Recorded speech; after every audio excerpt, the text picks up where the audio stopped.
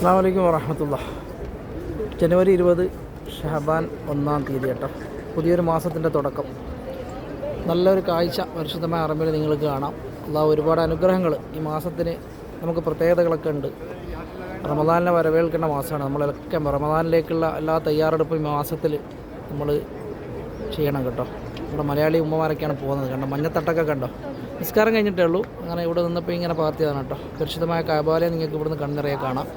ഒരുപാട് പേര് ദുആ ചെയ്യാൻ പറഞ്ഞിട്ടുണ്ട്. ഓരോരോ പ്രയാസങ്ങൾ പറഞ്ഞിട്ട് അവർക്കൊക്കെ വേണ്ടി ദുആ ചെയ്യാറുണ്ട്. അവരുടെ പ്രയാസങ്ങളൊക്കെ അല്ലാഹു നീക്കി കൊടുക്കട്ടെ, ആമീൻ.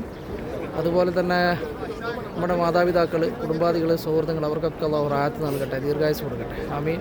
അതുപോലെ വാർദ്ധക്യത്തിൽ കിടക്കുന്ന ഉമ്മമാരുണ്ട്, ഉപ്പമാരുണ്ട്, അവർക്കൊക്കെ അല്ലാഹു സമാധാനം നൽകട്ടെ, അവരുടെ രോഗത്തിലൊക്കെ ശമനം കൊടുക്കട്ടെ, ആമീൻ. എല്ലാവർക്കും സ്നേഹത്തിൻ്റെയും സമാധാനത്തിൻ്റെയും ഒരു നല്ലൊരു പ്രഭാതം ഈ പരിശുദ്ധമായ റമദാനിൽ നേരുകയാണ്. ഈ ഷഹബാൻ 1-ന് അല്ലാഹു ഖൈറാക്കട്ടെ.